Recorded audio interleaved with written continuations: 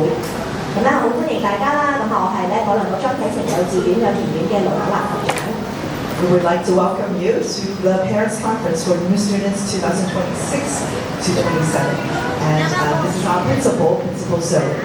咁咧今日咧我哋會有錄影啦。咁如果你有啲朋友仔今日冇嚟到，又或者咧係今日想再重溫嘅話咧，我哋稍後會將條片段咧會放去 YouTube 嗰度，係啦。咁大家可以咧，我哋會 send 翻條片俾大家啦。咁除此之外咧，我哋今日個 PowerPoint 咧，亦都會喺 BPF 上載喺我哋嘅學校網頁嘅最新消息嘅。咁如果家長可以唔使影相啦，係啦，咁遲啲咧我哋會擺翻喺網頁嗰度咧，你哋可以隨便下載翻嚟慢慢睇嘅。If any of your friends are not available today and they would like to see what we talked about in the orientation, we're going to videotape this whole session and then it's going to be uploaded to YouTube. And the PowerPoints will be placing them on the website, so you guys can check it out as well. Okay? 好，咁咧我介紹一下咧，我哋保良局啦。咁我哋其實咧保良局咧，全香港咧有超過100間嘅中學、小學同埋幼稚園特殊學校啦。咁我哋咧保良局咧係以興學育才咧作為我哋嘅辦學宗旨啦，愛敬勤誠咧係我哋嘅校訓。咁我哋希望咧藉着呢個宗旨咧，我哋係有教無類啦，亦都為咧幼兒教育咧係作出服務同埋貢獻嘅。Okay, so let us introduce our Polanco group. We do have over 100 secondary, primary, and kindergartens around Hong Kong, and our group we base on the idea of nurturing young minds with the values of love, respect, diligence, and integrity to serve and contribute to preschool education. 咁咧我哋學校嘅遠景係乜嘢咧？咁首先就係我哋希望咧，培養我哋嘅學生咧係中意翻學啦學有佢哋嘅學習興趣啦，咁佢哋先可以咧學到嘢嘅。除此之外咧，就係不自體群美五育並重啦。我哋亦都希望我哋小朋友咧係從小咧就培養呢一個良好嘅品格啦，同埋關愛別人。咁我哋亦都咧希望咧營造一個咧健康啦、積極啦、愉快嘅學習環境啦。咁全人教育咧都係我哋嘅宗旨嚟嘅。So basically our school vision is to cultivate students' interest in learning and inspiring their potential, make sure that they will love to learn, and nurturing our students based on the balanced development in virtue, intellect, physique, socialization, and aesthetics. So we are also committed to fostering students' good character and caring for others, and also creating a healthy, positive, and pleasant, high-quality teaching environment, and achieving the education without prejudice and holistic education. 咁咧，我哋學校有3個重要嘅特色啦咁第一樣嘢咧就係以學生為本啦。如果大家咧有睇到我哋學校嘅Facebook IG 小紅書咧，其實都見到我哋咧經常地咧係上載好多小朋友嘅片段、花絮活動、比賽等等。咁我哋都希望咧，我哋係成間學校咧係以學生咧為中心嘅，係啦，讓到佢哋咧能夠多參與啦、多表達啦、多展示啦，讓佢哋咧每一日返學咧都係從做裏面去學習，俾機會佢哋咧去用手去操作咁就讓佢哋咧愉快學習啦，提升佢哋嘅學習動機啦，從而咧可以令到佢哋主動去研究知識嘅。So there are 3 special school characteristics. The first one of them will be student-oriented. So if you guys follow our Facebook, IG, or Red Note, you will notice that we do upload a lot of different videos about our kids having different kind of experiences or their participation in competitions. So we do believe that learning is very important, learn by doing, and then we give them a lot of opportunities to participate, express, and also demonstrate. 第二樣嘢咧就係能力主導啦。咁我哋咧着重發現小朋友咧唔同嘅能力嘅，包括係共通能力啦、自學能力啦、中意睇圖書啦，甚至咧係出去外面嘅社區唔同嘅地方去參觀令到佢哋咧能夠知道原來呢個社會或者呢個香港甚至有我哋下個禮拜1、2咧又會有親子旅行我哋去到深圳灣咧去動物園咁樣，即係我哋希望咧我哋小朋友咧係向外發展嘅，係比較有一啲國際視野啦，甚至係我哋會讓到我哋學生咧去參加一啲國際性嘅比賽啊活動啊，令到佢哋咧從小咧已經有一個國際嘅視野咯。So the second school characteristics is ability oriented. We do have a lot of experience opportunities for the kids. For example, they do get to learn online, and also just next week we will be going to our Greater Bay school trip.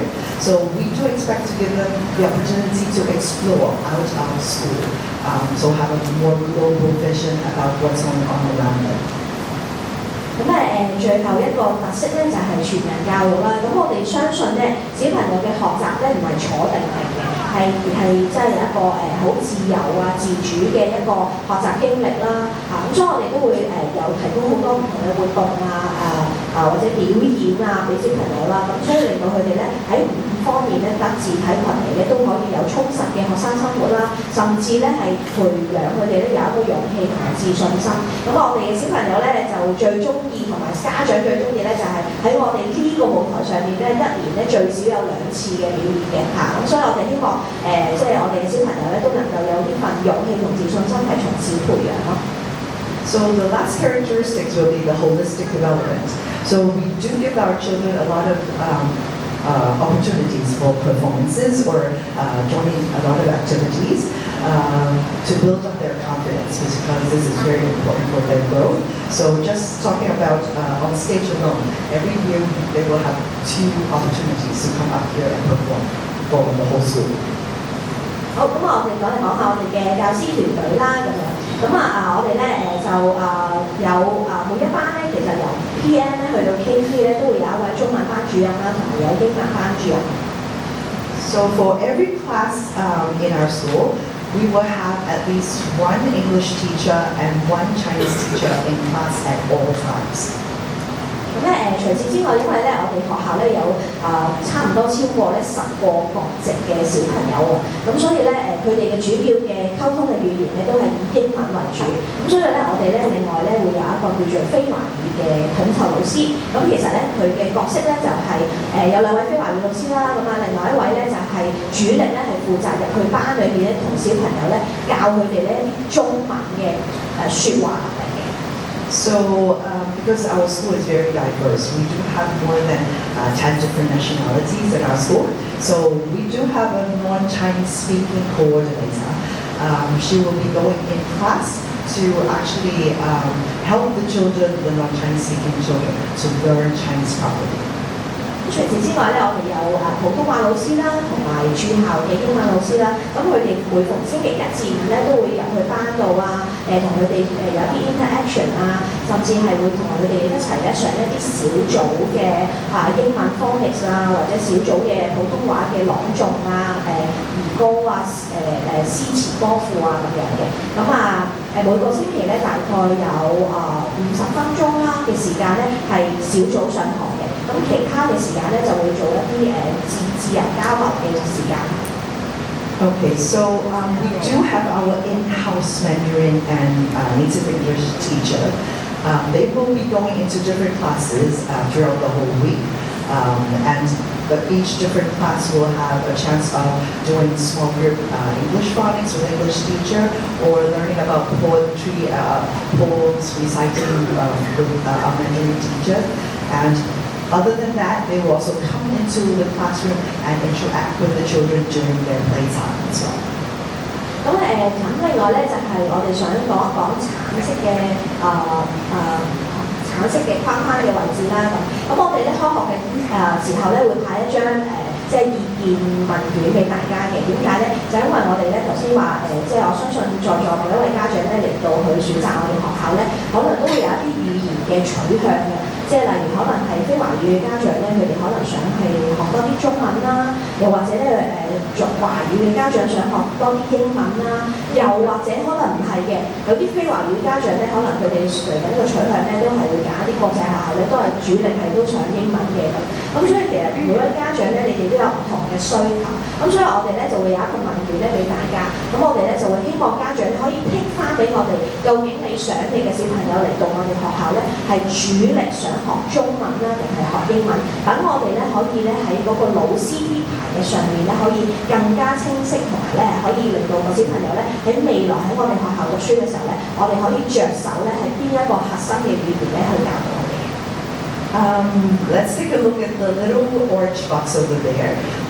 Actually, in the beginning of the year, we will be sending you guys a notice to ask whether you guys would like your children to interact more in Chinese, Cantonese, or English.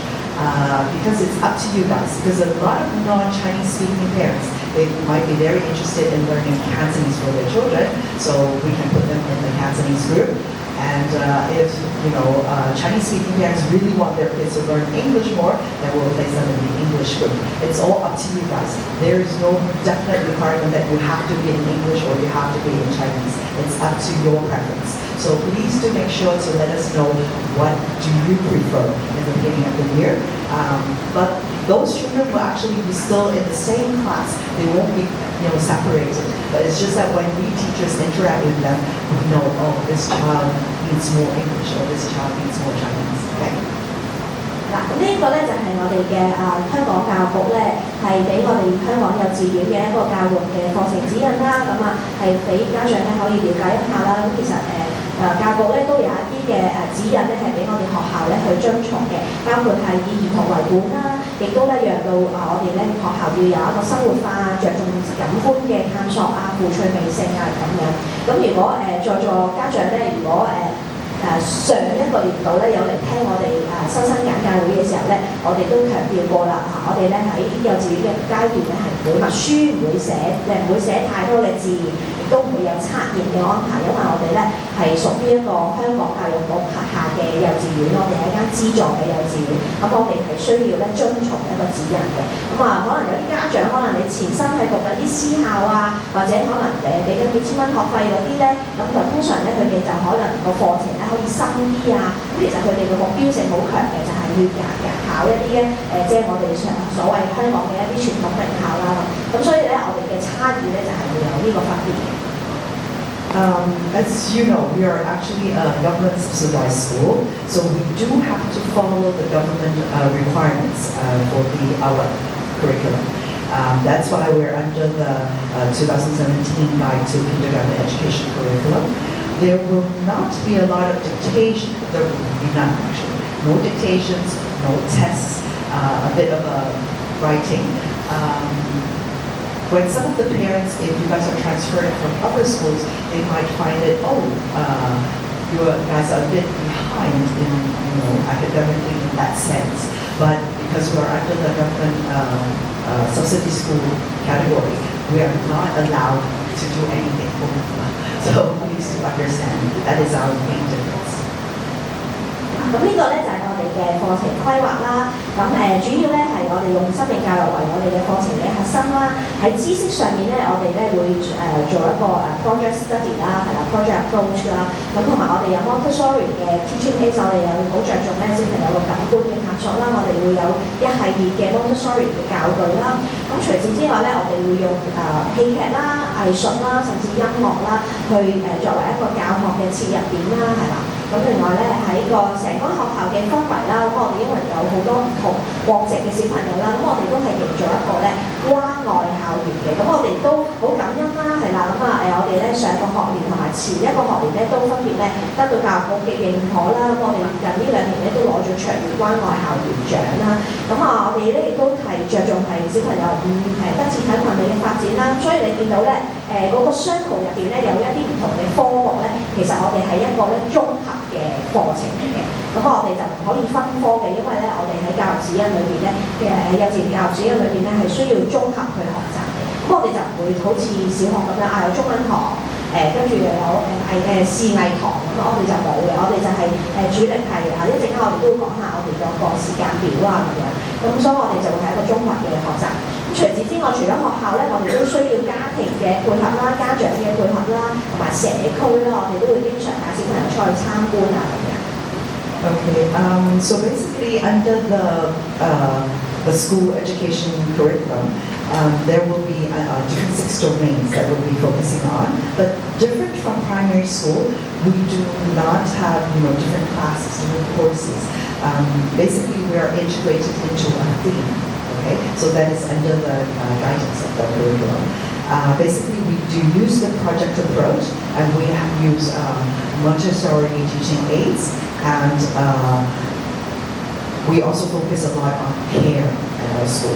And we are very blessed. For the past 2 years, we have been awarded by the EDB department for the Outstanding Care in School Award. And basically, we will be teaching our kids a lot about knowledge, skills, and values of different themes that we're talking to them about. And we do focus on life education. And we are very strong in actually building a relationship with not only the school itself, but also with parents and also the community. 好，咁呢個咧就係我哋學校嘅學校發展啦嚇。咁我哋咧今年度咧有一個好特別嘅地方啊，我都想同大家分享嘅。咁大家家長咧可以留意下啦。我哋今年度咧會新增咗一個叫做 Jewelry Box 啊。咁呢座 Jewelry Box 咧其實咧成套嘢咧係差唔多要20幾萬嘅，係啦。咁我哋咧都好感恩啦，保良局贊助我哋咧就買咗呢一套 Jewelry Box 啦。咁呢套 Jewelry Box 裏邊係咩咧？咁就會有一盒盒嘅數學概念嘅教材。咁裏邊咧係主要咧係以英文咧去教小朋友咧一啲數學嘅 concept 嘅。咁我哋今年除咗有 Montessori 之外咧，我哋仲要會加埋喺個 Jewelry Box。咁小朋友咧就會係分唔同嘅時段咧就會去英文室啦，就去操作同埋去玩呢個 Jewelry Box。咁呢度 Jewelry Box 咧 total 咧就有差唔多有100個教具嘅，係100盒嘅嚇。咁所以佢哋咧可以 within PM 去到 K3 咧，佢哋都有機會玩晒咧呢一個Jewelry Box 嘅教材。So, as we mentioned earlier, we do have Montessori teaching aids, but this year we will be introducing a new item that is the jelly box. It valued over 200,000, but thank you to the whole local group that we were being supported on that.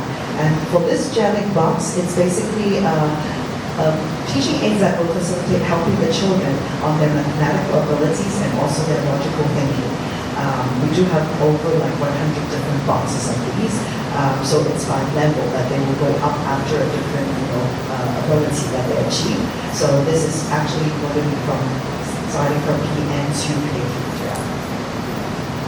OK， 好咁講到學費啦，咁我哋咧就新嘅學年咧咁嘅學費咧就等教育局批准啦。咁初步咧我哋嘅學費咧就係有咁樣嘅安排嘅。咁先講係PN Class 啦，咁 PN Class 咧每個月咧就係4831蚊啦，係啦。咁就全日班咧上班嘅 K1 至 K3 咧係冇需要俾學費嘅。咁但係咧全日班嘅 K1 至 K3 咧每個月就大概要俾1206蚊啦。咁我哋係收10個月學費嘅咧，10個月係啦。咁同埋膳食費咧就390蚊。咁大家都有印象咧，你哋係收交過一個叫做註冊費嘅嘢係咪？咁呢個註冊費咧嚟緊咧就會係愛嚟咧去代替咗咧嗰個全日班嘅學費。咁如果全日班嘅學費係夾埋咧註冊費唔夠 cover 喎，咁我哋會額外再收取翻個差價。咁半日班嘅小朋友嘅註冊費咧就會喺9月份咧就會退翻俾大家㗎。咁而 PN 班嘅學費都係一樣啦。咁 PN 班嘅學費咧係4800幾啦。咁你哋之前交咗970蚊嘅註冊費咧，就會係愛嚟支付咗部分9月份嘅學費嘅。Okay, so now we're going to talk about tuition fees. Basically, the actual amount still under pending for approval by the EDB. And do you guys remember at the beginning, you guys paid a registration fee of $970. For the nursery class, the half-day class fee will be $4,831. For K1, if you're just doing half-day school, there is no additional fee you need to pay. But for full-day classes, full-day school, you guys will need to pay approximately $1,206 per month. And the new fees will be $390. But as I mentioned, the registration fee of $970 that you guys paid in the beginning will be reimbursed for the fee that you need to pay for the September tuition. So it depends on the amount. If, for example, you are doing the full day school, then you will need to only pay for the balance of 1,206 minus the 970. If you're just doing half day school, the $97 will be reimbursed. 咁咧大家要留意啦，咁PN 班咧就未需要住嘅，咁但係 K1 班嘅小朋友咧嘅家長要留意啦。咁其實咧可能你哋有機會咧係未必係香港嘅 resident， 即係香港嘅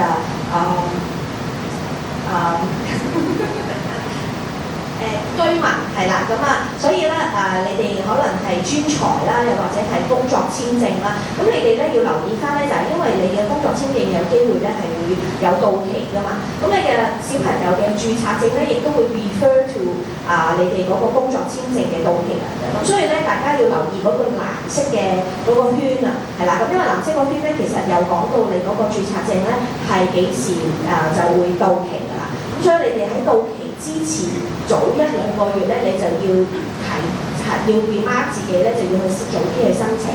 咁因為咧續期咧係需要時間嘅。咁如果你哋喺到期日你哋都未有一個新嘅註冊證嘅話咧，小朋友係唔可以翻學嘅，因為教育局係唔俾嘅嚇。咁所以咧就你想唔好有中間唔使翻學嘅日子嘅話，你就要多啲留意咧呢個到期日咯。So this is only for K1 parents. We do need you to give us your registration certificate in order to attend our K1 school.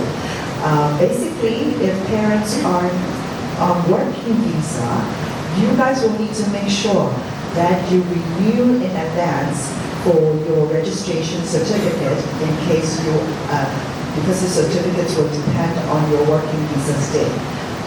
If the registration certificate is expired because due to your working visa expiration, then we cannot allow your child to come to school. 咁除此之外咧，就係喺教育局嘅使用註冊證嘅指引裏邊咧，小朋友咧每個月咧最少要翻1日學嘅嚇。咁所以有啲家長咧，特別係可能外籍嘅家長咧，你可能有時候會去旅行啊，或者去有一啲即係有啲屋企家庭嘅原因啊，要翻去某一個國家嗰度要幾個月啊咁樣咧，其實我哋就會 provide 一個 Zoom class 係啦，網上嘅課堂咧就代替咗嗰1日嘅上學日咯。Under this government funding scheme, you guys will need to attend school at least 1 day a month. So in case you guys are not available to come to school, we can at least provide 1 day of Zoom classes for you guys, okay? In case that you guys are not able to make it to school. 好，咁除此之外咧，就係要留意翻啦。咁如果咧有啲即係家長啦，你哋可能中途搬屋啊，或者有啲原因要退學嘅話咧，記得咧係需要1個月前咧係即係用書面啦、電郵嘅方式咧去話俾我哋學校聽。咁因為咧我哋即係都要明白咧，我哋學校即係每一個學位咧都係好珍貴嘅嚇，咁所以咧，如果我哋即係早啲收到你嘅退學咧，我哋可以即刻安排一啲候補嘅學生咧去填滿翻，咁所以咧，我哋都希望家長咧可以配合我哋啦嚇。So in case for any reason that you guys will be withdrawing from the school, please make sure to inform us at least 1 month in advance by email. Because we do not accept any partial payment. So minimum of 1 month notice or 1 month of tuition. 同埋咧提一提，我哋嘅學費咧係以整月計算嘅。咁因為咧EDB 都係有一個註學費嘅證明書俾我哋咧係以整月計算嘅。咁我哋呢個學費證明書亦都係張貼喺大堂啦。咁所以咧，譬如 even 你可能係我15號退學咁但係都要交一個整月嘅學費咯。So because under the EDB, we do need to, the notice is under a whole full period. So if you guys are leaving like on the 15th of a certain month, you will still need to pay for the full month's tuition. 好，咁提一提咧，就係K1 至 K3 嘅全日班學生咧，你哋就可以申請呢一個學費減免計劃嘅。咁而 PN 班咧就冇份嘅，係啦，PN 班係冇份嘅。So there's a tuition subsidy plan for K1 to K3's full-day class only, a whole-day class. You will be able to join this tuition subsidy plan. 咁咧，另外咧就係、如果有啲應該今日係冇嘅，係啦。咁我哋咧就係呢一個減免計劃裏邊咧有一張學校證明書。咁呢張學校證明書咧，如果你哋一陣間或者喺網上面申請嘅話咧，咁你哋係需要下載落嚟啦。咁填好晒呢啲資料咧，最後邊嘅部分咧係需要校長簽名同埋蓋上校印嘅。咁你就要將呢張紙咧交翻嚟學校，然後我哋就會幫你交去咧學資處嗰度㗎啦。So for the tuition subsidy plan, they do need a sort of proof from the school that you are attending here. So if you do require the subsidy, please download this form, fill it out, and then bring it back to school so that we can chop it through less. 咁咧呢個咧就係大概咧學費減免嘅資助啦。咁當你哋提交咗一啲即係家庭收入之後咧，咁學資處嗰邊就會幫你計算啦，究竟你嘅小朋友可以得到全免4/3免定係半免咁樣嘅。So under the tuition subsidy plan, it will be depending on your income. They will be giving you full grant, 3/4 grant, or half the grant. Okay? 好，咁如果咧有啲咩關於呢個學費減免嘅資訊咧，咁你哋可以打電話啦，又或者喺網上了解一下。So if you have any question, you can always go to the hotline. There's a 24-hour hotline, or actually go online to apply. 好，咁我哋咧而家咧就介紹一下我哋保良局屬下嘅小學啦。咁我哋近年咧都積極推行咧有小同行啦。咁其實我哋保良局咧轄下咧有24所嘅小學啦，咁分佈喺唔同嘅區域啦。咁我哋灣仔區咧就會有一間嘅資助嘅小學咧，就係隔離我哋後邊嘅保良局張賢文學校啦。咁除此之外咧，我哋香港咧亦都有一間咧叫做香港建造商會保良局學校咧，就係一間私立嘅國際學校嚟嘅。咁咧就係行一個 IB、PYP 嘅課程。咁我哋自己保良局嘅畢業生咧，我哋如果要去呢間私立學校咧，其實當你攞住一個海外嘅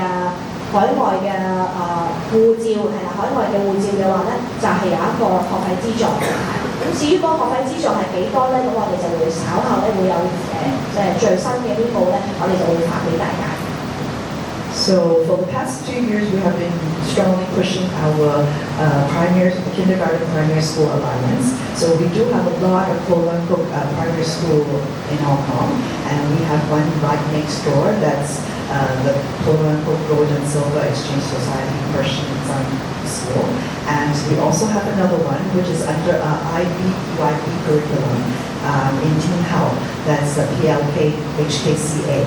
And if you are a graduate from our school, you will get a fee subsidy if you hold a foreign overseas passport. But the amount will be depending on their information later because they're still under determined. 咁我哋稍後咧開學之後咧，我哋就會派Google Form咧去邀請大家咧一齊去參觀呢一間私立嘅國際學校啦。因為咧呢間私立國際學校咧，其實係即係我哋保良局轄下裏邊咧唯一一間 IB 學校嚟嘅。咁我哋到時咧都會再邀請全校嘅家長有興趣咧就可以報名去參觀嘅。So later on, we'll be also issuing Google Forms for you guys to invite you guys to go on a school tour at this PLK HKCA kindergarten. This is the only school among the PLK group that is under the IB/PYP curriculum. 好，咁呢一個咧就係我哋今個學年啦，同埋前一個學年嘅政府資助學校底下嘅派位嚇。咁我哋今年咧2026年咧嘅暑假咧呢個時間咧係好開心啦，因為我哋差唔多全校即係100%嘅小朋友咧都派到首3志願啦，揀到佢哋咧最中意嘅小學啦。咁我哋前年咧亦都咧有97%嘅。咁咁有啲家長都會問點解可以即係咁厲害嘅，我哋淨高過即係全港嘅平均分平均數啊。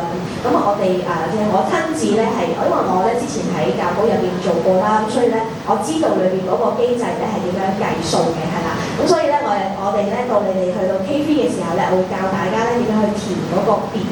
咁咧其實係真係有技巧嘅，係啦，有 secret 嘅嚇。咁所以咧就我哋學校嘅小朋友咧都可以派得好好嘅成績咯。Actually, we are very blessed. For the past 2 years, the results for our primary school placement has been very good. Like out of 100% for last year to get into their top 3 choices, and for the past year, the year before, it's 97%. So basically, there are special techniques in filling out the forms when you guys are in the K3. But because Principal Sophie worked in the EDB department before, so she understands the logic of how they're doing all the calculations. So she will be helping you guys with her little secrets to get you, your top 3 choices. 我都想特別提一啲外籍嘅家長啦，係啦，或者local 嘅家長都係嘅。可能如果有你哋咧，我哋個區咧灣仔區咧比較特別啲嘅，我哋有一啲叫做資助嘅英文小學嘅。咁我哋資助英文小學咧，包括係聖約瑟小學啦、萬里萬小學啦、理星小學啦，同埋嘉道理爵士小學啦，甚至係我哋隔離寶良嗰張英文小學咧，都有英文班嘅，係啦。咁我哋咧係呢個區份係比較特別啲嘅，係啦，因為可能其他區份主要係以中文小學為主，咁但係我哋呢個區份咧都有好幾間咧係英文為主嘅資助小學，咁可能外籍嘅家長你哋第時咧未必想讀私立學校嘅話咧，我哋到時都會教你哋點樣去選擇嘅。Sorry, Principal, so we might need to repeat some of this. In our Wan Chai district, we do have a few basically English language speaking schools. They have English classes. For example, St. Joseph's, Marymount, and also Lee Sing Daihan Primary School, and also Cattery Government School. Yeah, Cattery. And also our quote-unquote substitute teaching person. Also we have provide English class. So the foreign parents can, if you not want to choose the private one, then you can have a kind of choice to the substitute English school.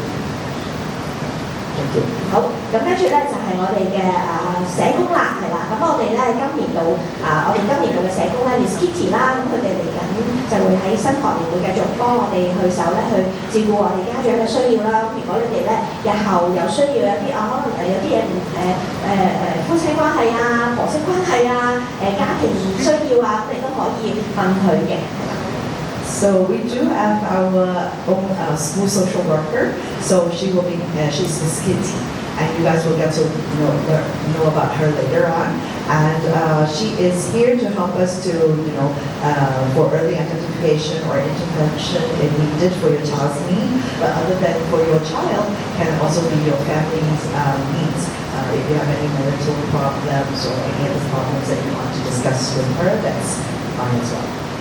咁我哋咧嘅社工咧都有每一年啦，我哋都籌辦好多唔同類型嘅家長活動啦，我哋有家長教師會啊、家長功課啊。咁我哋最特別嘅地方咧就係家長功課咧係上下學期各一次嘅，係啦。咁我哋亦都會安排家長咧去睇唔同嘅嘢啦，咁可以等你哋可以了解多小朋友咧上堂嘅時候即係最真實嘅嗰一個情景啊。So as we mentioned earlier, we do have a very strong relationship between the school and also the family, the home, right? So we do organize a lot of different activities for the parents, like there is a PTA, Parent-Teacher Association. We do organize parents' observations so that you guys can understand how the children will be attending classes like. And also some parent-child trip, sports day, parent-child sports day, and also gatherings with grandparents. 咁另外咧，我哋都鼓勵一下家長啦，係啦。咁如果你哋在有興趣嘅，我哋每一年咧都會有一個家長教師會嘅即係推薦大行動啊，係啦。咁我哋咧就會係邀請在座每一位家長啦。咁如果你有興趣加入我哋嘅家長教師會咧，咁就歡迎你到時填寫一啲你嘅個人嘅個人嘅期望啊，甚至係你可以推薦自己咧去成為委員啊咁樣。咁我哋每年咧就會開4次會啦，咁同埋咧就會係一齊籌辦一啲唔同嘅親子嘅活動嘅。So, as we mentioned earlier, there's a parent-teacher association. So, every year we will be electing, members to this association. So, there will be 4 meetings per year. You guys are all welcome to nominate anyone you like or even yourself. Okay? So, we'll be organizing activities together over the whole year, like Parent-Child Lunar New Year, Fair Booth, or also the Parent-Child Trip and also the Sports Day as well. 咁我哋咧都明白啦，我哋在座都係新生嘅家長啦，可能有啲家長係第一次嚟到我哋學校啊，或者係都係啱啱認識我哋啊咁我哋都希望家長咧可以憑住信心啦、信任啦，同埋多啲去睇下我哋嘅小紅書啊、Facebook 啊、IG 啊，多啲了解下我哋學校以往嘅一啲做過嘅一啲活動啊，等你哋可以更加了解我哋學校嘅嗰個背景啊，同埋嗰個即係課程嘅特色啊咁樣，咁就可以增加到我哋彼此嘅即係信心啦。咁除此之外就係都鼓勵家長咧係日後我哋有好多嗰啲家長義工隊啊、家長活動都希望家長咧去積極參與啦。我哋希望咧係共同咧係為小朋友好嘅。So, in order to build a very strong relationship between school and you guys, we need you to have faith and trust in us. Always do, talk to your teachers and also follow us on, all the social media so that you will know what's going on at school. And you're always welcome to tell us anything because we do believe that having a very strong relationship between us will actually help your child more.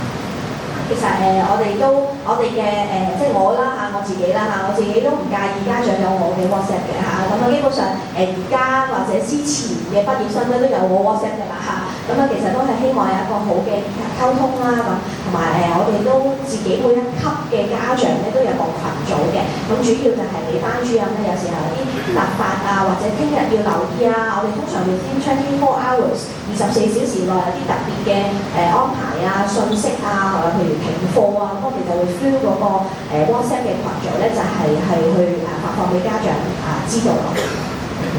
So Principal Zoe Jubin, having a strong relationship with you guys is very important. That's why she doesn't mind giving out her WhatsApp to you. So you can talk to her directly anytime.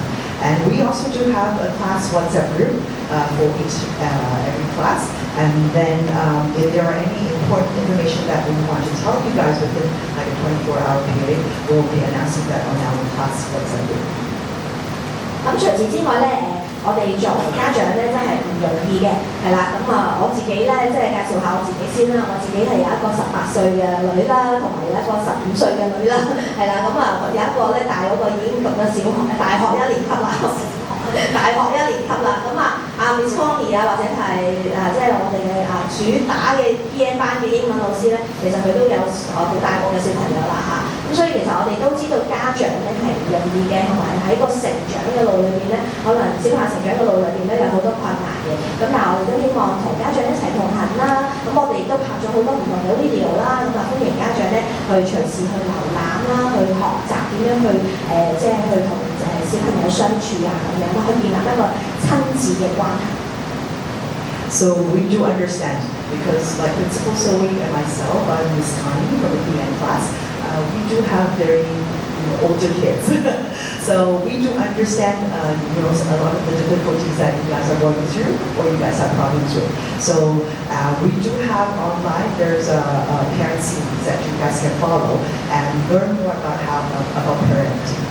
So if there's any question, you can always ask us. We are very happy to help. 好咁咧呢度咧係提一提我哋學校咧係有一個自己學校嘅 Apps 嘅係啦。咁呢個 Apps 我哋嘅登入密碼啦同埋嗰個 login 信咧會稍後咧就會喺開學嘅時候會派俾大家嘅。咁呢個 login 咧其實係方便大家咧去了解下我哋學校有通告啦，甚至係會有一啲SMS 啦，亦都會喺喺嗰度咧睇到小朋友每一日有冇翻到學咧，因為佢哋翻學係需要拍卡嘅。咁啊，另外咧就係、如果你需要請假咧，你都可以喺個 Apps 嗰度咧去申請請假啦。今日可能係要有今日有 sick leave 啊，或者有即係去外遊啊咁樣，你可以take leave 啦。咁除此之外就係我哋有一個 EBI Guidance，一間老師會講嘅，係啦。咁另外就係有啲相啦，小朋友生活嘅相啊，喺學校上面老師都會定期幫佢哋影相咧。咁你哋可以係自由咧，可以喺個相簿度下載啦咁樣。So for our school, we do use a very special EBI Family app to communicate with parents. So on every Friday, we will actually be issuing a lot of notices for you guys, and you guys will be receiving them under the notice section. And we need you guys to sign out something, or we need you guys to fill out some form. Please do remember to do so. And if you guys need to apply leave for your children, you can do so on the EBI app as well under the leave section. And also every month we will be posting photographs that we took of your kids in class. So make sure to go into the photos and download those photos for yourself. And there's also a calendar for you guys to check out what's going on in different months on different days. Okay, and there will also be an EBI garden where there are different educational learning aids for you guys. The teachers will talk about it later. 我都提一提啦，咁其實呢一個 EBI 群嘅 Apps 咧，其實主要咧係由學校去發放資訊啦。咁可能有啲家長即係可能即係我哋學校有好多唔同類型嘅家長啦。咁有啲可能有啲家長好積極嘅，好想小朋友參加多啲比賽嘅。咁但係可能有啲家長咧，佢哋就即係可能比較低調嘅，係啦，即係都好繁忙嘅，係啦。咁所以咧都唔好介意啊，即係唔好介意咧，就係可能有時候咧，我哋好似乜嘢都發俾大家。咁因為有啲家長確實係有需要嘅，譬如可能有啲家長佢哋好 aggressive 嘅，佢哋好想都咩比賽都參加，因為我哋未係好了解大家你想唔想去㗎嘛。咁所以我哋都會透過 EBI 個平台咧發俾大家。咁所以當你收到見到你有興趣嘅，咁你睇下咯；冇興趣咁你就ignore咯佢咯，係啦。咁即係真係唔好介意，因為我哋始終呢個 Apps 咧係唯一一個途徑咧，可以讓家長咧真係個個都知道究竟做緊啲乜，或者想報緊啲乜。咁所以咧，我哋都會係有好多時咧都會有好多信息俾大家。So for the EBI platform, this is the only platform that we can announce all the information about school. So we want to give you guys heads up first. You might find a lot of messages going through the EBI system, but please do not mind this because we do have all different sorts of parents. Some parents are very aggressive, proactive. They really want to join every single competition there is out there. But some for activities, but some, prefer to, stay low and don't want to do anything. If that's the case, just ignore the messages. But we already try to limit all the messages to the related class. So if you still find, you're being bombarded with a lot of messages, we want to say sorry in advance. But please understand, there are parents out there who really want to know everything about the school. 好，咁我哋咧其實學校咧亦都有一個轉介嘅機制啦，係啦。咁因為始終小朋友仲係好細個啦，咁我哋咧透過我哋老師嘅專業嘅觀察咧，咁可能都會識別到咧有啲小朋友咧佢哋有唔同嘅學習需要嘅。咁我哋都會透過一啲唔同嘅策略啦，包括係我哋有一個保良局 I Can Fly 嘅計劃啦。咁除此之外，我哋有 project approach 啦，我哋亦都有用一啲好趣味性嘅，譬如戲劇啊、音樂啊、藝術啊，令到小朋友咧，無論佢係好動態嘅定係好靜態嘅小朋友咧，都能夠主動去參與啦。咁同埋我哋會有啲 mix age 嘅活動啦，我哋有啲運動嘅活動可以俾佢哋發揮到佢哋嗰個領導能力啦。咁除此之外，我哋都會俾好多小朋友嘅表演嘅機會啦。咁通常咧有啲我哋係睇住好多屆嘅小朋友咧，由 K1 佢唔講嘅咩都唔識，咁去到 K3 咧個個都好叻仔叻女咁畢業。其實呢個進程咧係需要大家一齊去合作，同埋需要大家咧一齊去俾時間咧去培育小朋友。As we mentioned earlier, we do focus a lot on our children, so it's student-oriented, right? So that's why we offer a lot of different opportunities for us to learn more about your children, or for them to learn more about themselves, you know. So we do these there's a program what we call I Can Fly. It's how we help to identify your children early if referral is needed for any special needs children. We do our classes in a project-based learning as well, and we do have different drama, music, and art-based classes so that we can know what your children is strong in, so that we can help them if they're a performer. We will identify that early as well. And then we will also be mixed age group of activities for them to learn more about younger children, older children, etc. So there are a lot of opportunities for the students to perform. 呢個咧就係我哋學校嘅轉介機制啦。咁我哋班主任咧，如果喺課堂裏邊觀察到小朋友咧有一啲嘅好特別嘅地方，譬如可能佢咁咧即係可能見到佢可能觀察上面老師觀察佢，見到佢好似講嘢咧比較慢啲喎，又或者咧可能佢平時咧唔係話好主動咧同朋友仔玩喎，咁我哋都會做一個初步嘅評估嘅，咁然後跟住咧就會轉介去保健健康院啦。咁其實在座每一位家長都好清楚㗎啦，每個小朋友咧一出生咧就會有一個即係有本小冊子啦，咁就係有一個特定嘅健康院咧去跟進嘅小朋友嘅，咁我哋就會去翻個保健健康院咧做一啲評估啦。咁如果識別到咧，真係有一啲多元學習需要嘅話咧，咁就需要咧去排期咧去一個叫做體能智力測驗中心啦，我哋叫做 CAC 啦，咁就去做一個再專業啲嘅評估啦。咁兒科醫生咧評估完之後咧，就會幫佢咧識別到咧佢嘅需要，然後委派佢咧去進入去唔同嘅服務，包括係咩咧？就係我哋頭先話我哋嘅保良局有一個 I Can Fly 嘅計劃啦，我哋叫做 OPRS 啦。咁除此之外，有可能有會去 ETC 啦，即係一啲嘅早期訓練中心啦，又或者咧可能真係嚴重啲嘅排期咧要去一啲嘅特殊嘅中心啦咁。咁我哋其實喺初步呢一個階段 OPRS 裏邊咧，會有一啲物理治療師啊、言語治療師啊、甚至心理學家啊，咁就會定期嚟學校咧同小朋友咧做一啲個別嘅訓練咧，去令到小朋友咧能夠盡快咧去 catch up 佢哋應該要有嘅進度嘅。We do have we mentioned earlier, there's I Can Fly program, right? So this is a program under where teachers in class, they'll be able to identify if certain child needs that we can help them with. So we will be referring them to the MCHC for preliminary assessment. And then if found needs are required, then they will be lining up for different assessment centers to identify exactly what kind of help that we can offer. So under our I Can Fly program, which is we call as the OPRS at school, so we do have special speech therapists or physical therapists coming in to help the children. And if there are some strong cases, then we might need to send them to ETC for further help.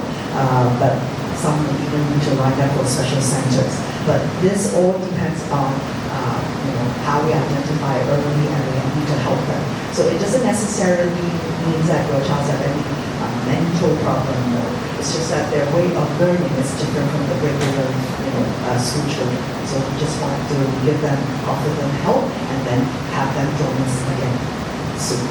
咁咧我哋學校咧亦都有校車服務嘅，咁早前咧我哋應該email 咧亦都send 咗一啲校車嘅表格俾大家啦。咁如果你真係需要校車服務嘅話咧，麻煩請大家咧都盡快將個校車嘅申請表咧去交翻俾我哋嘅校務處嘅同事。咁我哋就會嚟緊8月中咧，我哋大概就會組隊，即係組翻條路線啦。咁就會話翻俾大家聽，開學嘅時候咧就會係一個 pick up 同 drop off 嘅時間。So if any of you guys need our school bus service, please fill out the form and then you have to return that to our reception area to let us know which of you guys would like to join us. And then in the beginning, before we start our school year, then we'll give you a routing of the exact time where to pick up and when to pick up And there will also be a WhatsApp group so that you guys will know all the information regarding school bus if you guys are part of that option. 好啦，咁跟住咧就係我哋嘅上課時間表啦。咁我哋都溫馨提示一下啦，各位家長要留意咧，我哋係8:45咧就返學㗎啦嚇。咁我哋咧9點鐘咧就會準時打冷鐘咧就會嚟到呢個籃球場嗰度咧就會做早會嘅，係啦。咁所以咧千祈唔好9點先翻嚟啦嚇，一定要8:45，因為咧小朋友翻到嚟咧其實係好多嘢做嘅嚇，因為又要交功課啦，跟住又要睇圖書啦，跟住又要交一啲嘢出嚟啦，跟住有好多任務要做嘅。咁所以咧其實嗰15分鐘都好忙，咁所以咧一定要準時8:45咧就要翻到嚟考校啦。咁除此之外咧，就係頭先話要留意下我哋嘅EVI 嘅 Apps 啦，裏邊我哋經常會 update 我哋嘅 calendar 啦。咁你哋我哋個 calendar 係好詳細嘅，會好早話俾你聽幾時做啲啦，幾時會有聖誕表演咁樣。咁你哋咧提早翻工咧就請定假啦嚇，咁就嚟出席我哋嘅活動。So for the class schedule, for our classes, they start very early at 8. Well, official starting time is 9 o'clock, but we want your children to come in at 8:45 because within the 30 minutes they get a lot of work to do. They have to hand in their homework, they have to change their indoor shoes, they have to do a lot of things, or reading books, or mingling with friends. So please do bring them in at 8:45. Don't just bring them in at 9. Otherwise, they'll be late for everything. 係啦，咁同埋提一提咧，就係我哋有一個遲到嘅政策嘅。咁如果咧你遲過9點鐘，我哋閂咗門你先翻嚟嘅話咧，咁就必須要等到我哋咧早會完咗咧，先可以一齊咧入學室。因為我哋咧嘅9點鐘會正式帶晒所有小朋友要喺籃球場，咁我哋都冇辦法有老師嘅人手咧可以安排佢喺學校裏邊出入。咁所以就要等到我哋成個早會完咗，大概9:3同埋9:4度啦，我哋先會一齊翻課室嘅時候先會一齊翻去。So there's a late policy. In case your child is late for school, we will not be able to let them join again. Immediately. So because we do have our morning assembly at 9 o'clock, we will all get gathered at the basketball court. So they will have to wait till we are done with our morning assembly before they can join us. So that will be around 9:20 or 9:15. So please do make sure that they're on time because if they don't feel good that they're missing out on something. 咁我哋咧就講下我哋嘅上課時間表啦。咁有啲家長咧，其實喺過去幾年咧都好好奇你哋兩個班主任又中文又英文，咁究竟係點樣上堂㗎？咁我哋咧其實每一日咧小朋友咧會 split 開2組嘅，咁一組咧就會去上英文啦或者普通話啦，另外一組咧就會喺課室嗰度咧就會上一個叫做主題堂，係啦。咁呢個主題堂咧，其實我哋係輪住咧中文班主任同埋英文班主任去輪住去 prepare 嘅。咁所以咧，當中文老師去 prepare 嘅時候咧，咁嗰個主題堂咧就會主要係用中文去教嘅。咁如果當英文班主任去 prepare 呢個課堂嘅時候，就會由英文班主任咧做英文去教嘅，係啦。咁呢個即係呢個分別係咁樣嘅。咁其他時間啦，譬如可能茶點堂自由遊戲甚至係音樂堂PE 堂呢啲日都有嘅話咧，咁2個班主任都會喺課室裏邊咧一齊去教嘅。不過嗰個一齊去教嘅意思咧，就未必會係翻譯嘅工作。咁因為主力係有英文嘅老師啦，所以佢哋會經常地俾佢哋聽到一啲英文叫佢個名叫佢做啲乜嘢有啲 instruction 有啲指示咁樣。咁我哋係希望從一個自然嘅環境裏邊咧，去培訓佢哋點樣去聆聽中文同英文嘅。So a lot of parents are very curious about our time schedule for the day. We just want to bring out because we do have an English teacher in class and also one Chinese teacher in class. The way how we handled it is during the theme session, the theme lesson, the class will actually be divided into 2 groups. So one group will be staying with the class with their in-class teacher. The other group will be going either to English native class or the Mandarin class. So for each month, the theme is different. And for each theme, it can be prepared by an English teacher or a Chinese teacher. Let's say, for example, if the theme is under the English teacher this month, then the Chinese teacher will be the supporting teacher. He or she will act as a supporting role. So she will not be talking a lot in Chinese in that class because it's English based for the theme. But we will not be doing any translation at all. She won't be there to translate every single word that I'm saying in class. But we will actually be interacting with each other so that the children still get the idea of what's going on, but it's like not a direct translation. But as you know, kids, they understand a lot by listening a lot and also by seeing how we move ourselves, how we do our gestures and comical faces. So that's how we learn. And for the other activities, we will always be a whole group together. 咁我再用一個比較具體啲嘅例子啦，就係咧，通常我哋家長咧都好中意請菲傭姐姐㗎嘛，係咪？點解咧？就係因為菲傭姐姐能夠同小朋友咧全程講英文，係咪？咁同樣地咧，我哋嘅班主任嘅角色咧就類似，即係香港嘅家長好中意請菲傭姐姐嘅嗰個概念啦，就係我淨係知道 Miss Connie 咧 speak in English 講英文嘅啫 ，so as I'm a student， 我係小朋友嘅話就只會同 Miss Connie 講英文。咁另外有一位老師係歐老師嘅，歐老師係啦，就係嚟緊 PM 班嘅中文老師咧，咁佢係講中文㗎嘛，咁呢個小朋友咧就會好自然地咧同歐老師咧淨係講中文。Principal Zoe draw an example that let's say at home we have our domestic helper being a Filipino, and obviously your child will learn to talk to the helper in English because she knows that she only understands English. So same case, if I'm talking to them in class, they know that I only talk English to them, they will speak to me in English. But for Chinese, they will go to our OC. Okay? 好咁咧，跟住咧就全日班啦。上晝班小朋友咧放咗學啦，跟住咧全日班嘅小朋友咧就會繼續留低食飯啦、瞓覺啦、食茶點啦。咁起身之後咧就會我哋有一個興趣活動啦，同埋咧會有音樂啊、體育堂啊咁樣。咁而我哋嘅有啲家長咧其實都好想知道明我哋上體育堂喺邊度上咧，我哋主要咧就會喺我哋嘅操場就會上體育堂。咁我哋有一半嘅小朋友咧就會係做一啲嘅技能訓練啦，譬如踢波啊、跑步啊、跳啊、雙腳跳啊咁就會做一啲技巧訓練。咁另外嗰半個籃球場咧，佢哋就會喺嗰度咧踩單車啦。咁另外我哋有小花園啦，小花園咧就係俾佢哋做一啲攀爬啊，同埋有一啲嘅baby gym 啊，有啲體能嘅嗰啲即係嗰啲訓練係啦，啲訓練由器材啦咁樣。咁我哋就會係主力咧會用晒呢個整個嘅地方嘅。So for the PE class, we'll definitely go outdoors. Only if the weather doesn't permit, we need to go back into the classroom. But otherwise, it will be always taking up the basketball court. So we'll do a lot of the skill of the week training at the basketball court, and half of the court will be for the kids to do cycling, and also the little garden they will be playing over there. So it's a very large area for them to move around. So you guys don't have to worry about not getting enough movements.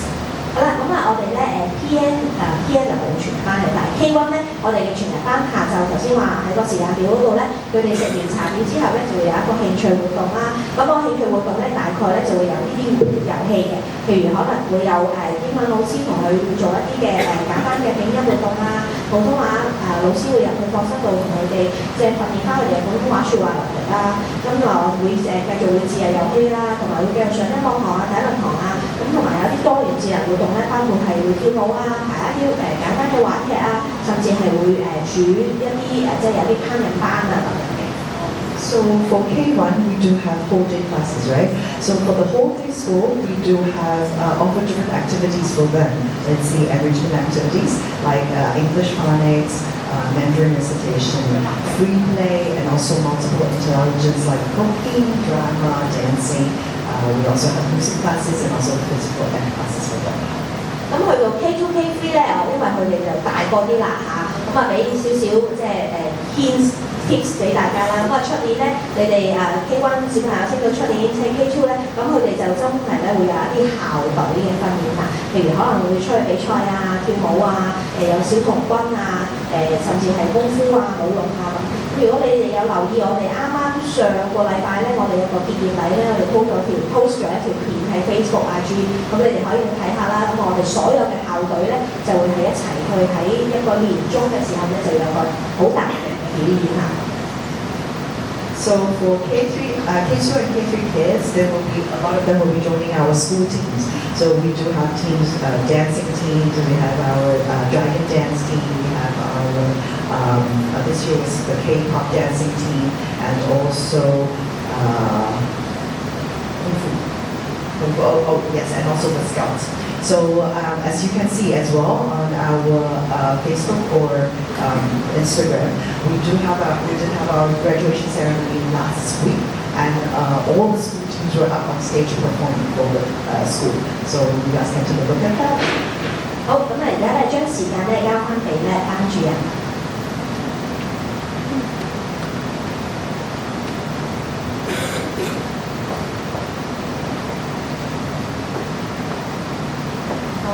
各位家長大家好啦，咁大家都知道咁我就係PN嘅中文老師歐老師，咁我哋就會有 Miss Connie 係英文老師。